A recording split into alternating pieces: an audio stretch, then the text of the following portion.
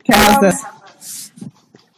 I'm just gonna ask you some questions about your business for my academy, which is the Entrepreneurship and Business Academy, and just to see how you first started it and get some more info about it. Sure. If you were ever to have more of the same, like a franchise, where would you want to expand to? Ooh, if I wanted to franchise, I'd franchise to the Bahamas. I would probably, if I was going to franchise, they would be close in proximity to where I'm at now, which is in Lakewood, to begin, so that I could monitor them and watch over them and make sure that things are being run how I want them to be run. And then if that were to take off and be successful after a few years of monitoring that, then at that point I would probably branch out and go to different cities, or maybe even branch out different states. And I would start small and expand once I was comfortable with the expansion rate. Say when you first opened the salon, if it didn't work as well as you hoped for, what would you have done to change it, or what would have been your backup plan? Work harder. So once I set my mind to something, I pretty much go until I accomplish it. So there was definitely some bumps in the road when I opened my full-size salon. So I just there was a lot of tears, but I just pressed forward. There was never a go back. There was never a backup fallback plan. I made sure that I didn't go in too big and get too far over my head, so that financially, that's definitely the biggest hurdle.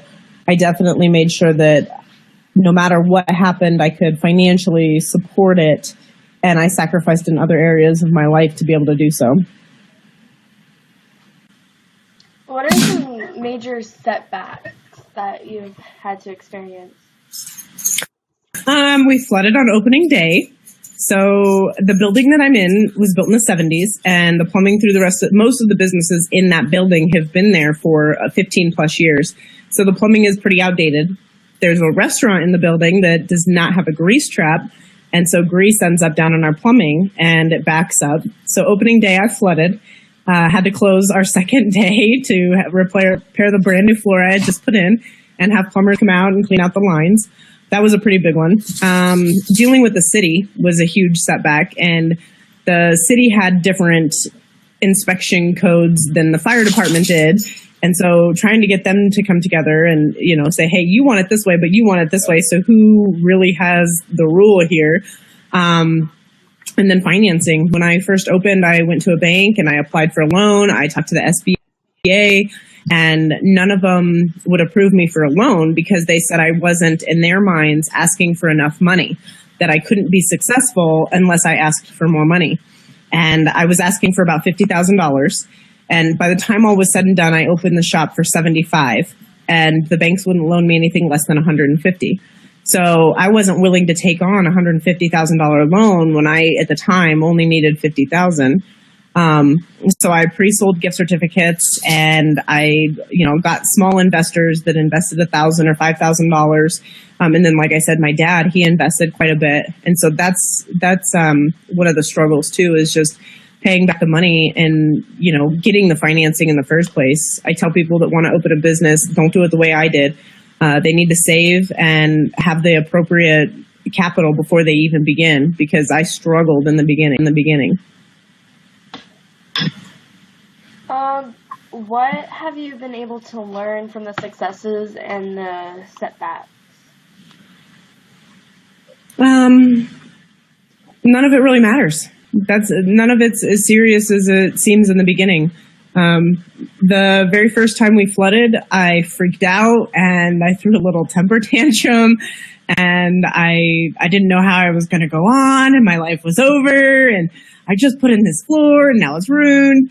And now it's been probably about a year since we flood. We flood typically once a year.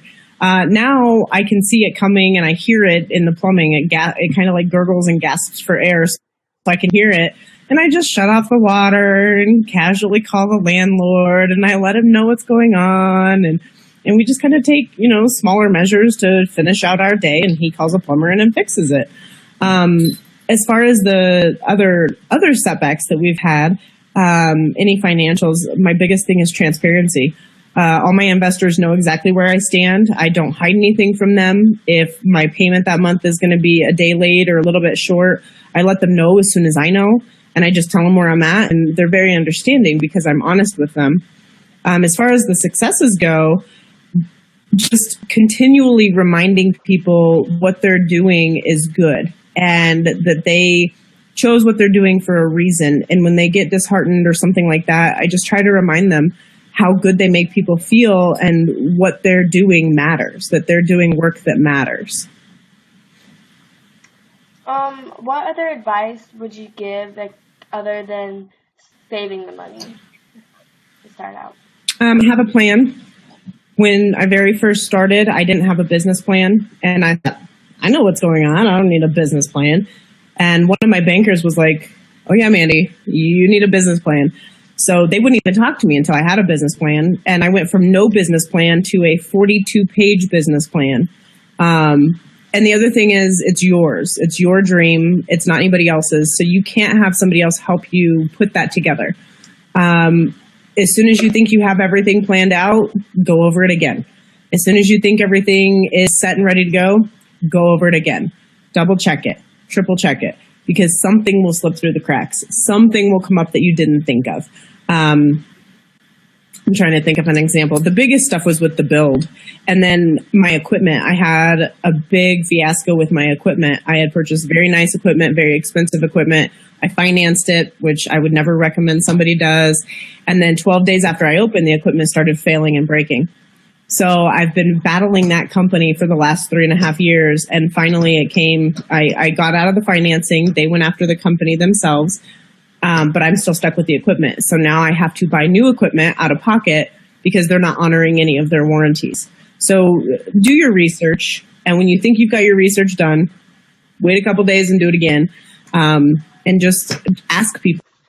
I wouldn't take advice for anything when I first opened. I thought I had all the answers and I was going to do this my way on my own.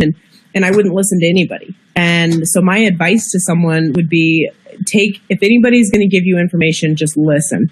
Even if you're not going to use it, just listen.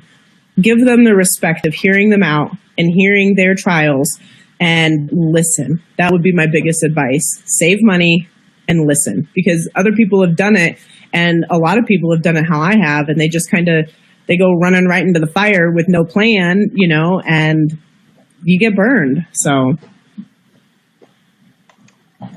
Okay, I think that's about it. Thank you.